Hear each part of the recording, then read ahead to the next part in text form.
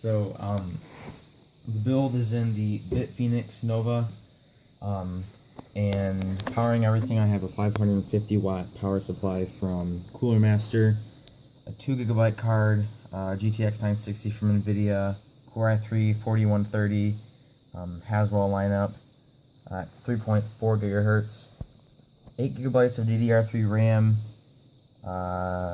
Thermaltake 80 millimeter heatsink, and 3 120 millimeter fans in 1 terabyte storage.